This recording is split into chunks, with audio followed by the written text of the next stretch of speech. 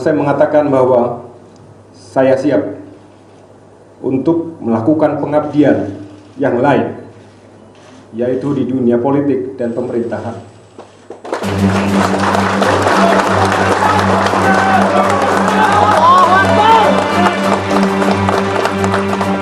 Perwira TNI keluar dari dinas militer dan masuk ke ranah politik bukanlah hal baru.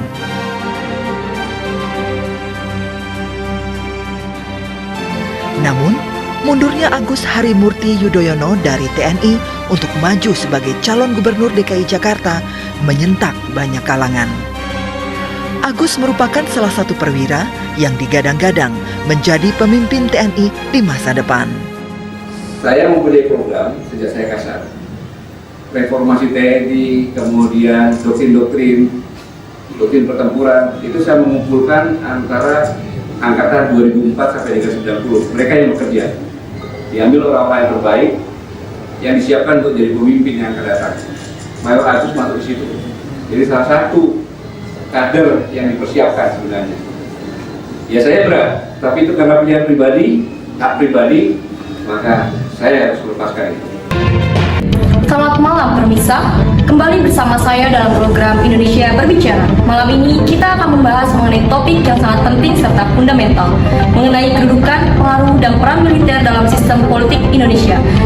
Telah hadir bersama kami Bapak Jenderal Gatot Nurmantio, seorang tokoh militer yang sudah sangat lama berkiprah dalam dunia pertahanan dan kebijakan negara. Selamat malam Bapak Jenderal. Selamat malam, terima kasih atas undangannya. Bapak, sebagai orang yang sudah sangat lama berkiprah dalam dunia militer, bagaimana pandangan Bapak melihat kondisi serta kedudukan militer Indonesia saat ini dalam sistem politik Indonesia? Jadi secara resmi, militer kita, TNI, tidak lagi menjadi bagian dari politik praktis.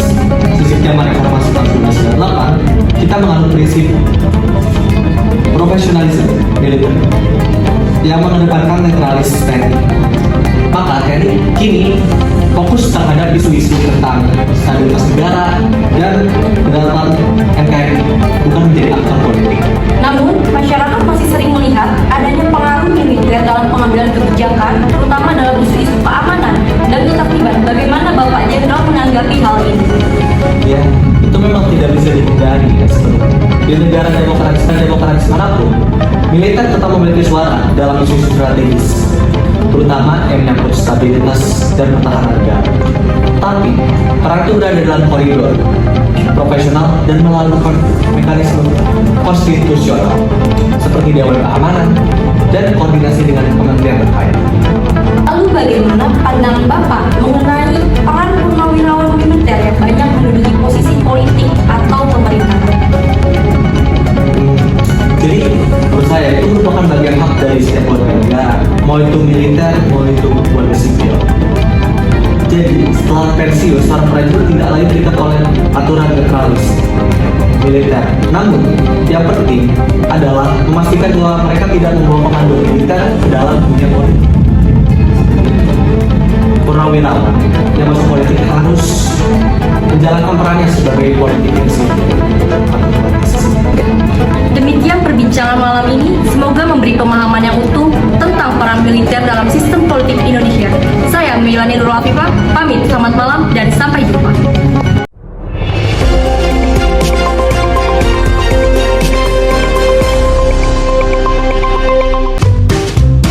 Setelah bebas dari penjajah, Indonesia sebagai negara telah memiliki demokrasi. Namun, dalam politik khususnya internasional, militer mengambil peran penting dalam mempengaruhi perilaku negara. Oleh karena itu, Indonesia tidak bisa langsung bebas begitu saja dan memfokuskan pada pembangunan bangsa setelah dijajah oleh Belanda dan Jepang. Saat itu, peran militer sangat besar.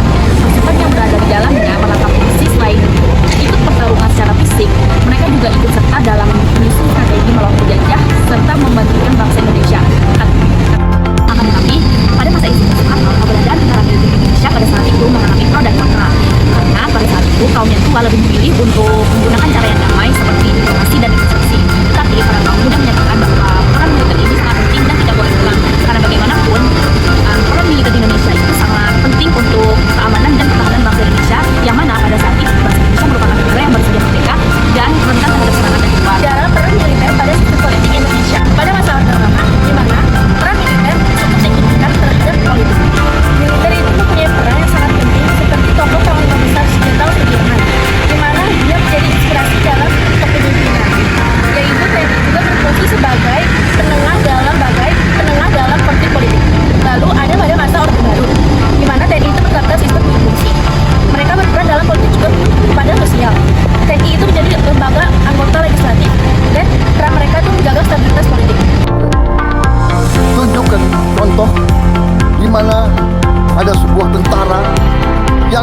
mundur dari politik, dari kekuasaan. Kita mundur dengan rela. Reformasi itu, saudara-saudara, yang mensukseskan reformasi itu adalah tokoh TNI. Era reformasi. Setelah reformasi, peran militer yang di mana sistem dualisme dihapuskan karena banyaknya berpendapat bahwa peran militer itu hanya untuk keamanan dan menjaga stabilitas negara, tidak untuk berpolitik. Seperti yang diatur dalam Undang-Undang Nomor 34 Tahun 2004 tentang TNI yang menetapkan bahwa profesional tidak berpolitik praktis dan tidak berbisnis dan hanya bertugas untuk menjaga keamanan negara. Faktor pendorong yang pertama adalah merosotnya kredibilitas pemerintah dalam pemerintahannya. Kemudian yang kedua adalah adanya konflik antara para pemimpin politik sipil yang berujung pada tidak efektifnya pemerintahan. Kemudian yang ketiga adalah tidak adanya ancaman musuh dari luar. Kemudian yang keempat adalah muncullah masalah keamanan domestik. Dampak dan pengaruh jika militer masuk ke dalam dunia politik. Jika militer masuk ke dalam dunia politik, itu dapat mengubah profesionalisme dan netralismenya. Dan jika TNI masuk ke dalam dunia politik, itu bisa dapat merubah fokus dari pertahanan menjadi kepentingan kekuasaan dan bisa menyebabkan otoriter. Pada masa Orde Baru, militer lebih dikenal sebagai ABRI yang memiliki peran ganda, yaitu sebagai pertahanan negara dan sebagai kekuatan politik yang aktif dalam pembangunan dan stabilitas negara. Akan tetapi setelah berakhir masa Orde Baru, militer tetap memiliki peran dalam menjaga keamanan dan kedaulatan negara, di mana militer lebih tunduk terhadap pemerintahan sipil dan tidak lagi memiliki posisi formal dalam parlemen seperti pada masa Orde Baru. Peran sipil untuk membangun sistem demokrasi yang sehat seperti militer, maka mereka harus dituntut untuk menunjuk pada kepemimpinan sipil yang di mana dipilih secara sah untuk membangun demokrasi yang sehat. Kesimpulannya adalah peran militer dalam politik Indonesia telah mengalami transformasi signifikan dari dominan di era Orde Baru menjadi institusi yang seharusnya netral pada pasca reformasi tahun 1998. Militer dalam sistem politik Indonesia memiliki peran penting dalam pertahanan dan keamanan, serta dapat bertindak sebagai penstabil situasi jika diperlukan.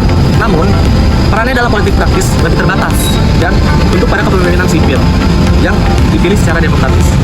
Bapak Ibu yang saya hormat, yang katanya ingin dihormati tapi justru menyakiti rakyat, hentikan proses pembahasan RUU TNI. Hentikan Bapak Ibu. Ku lihat ibu pertiwi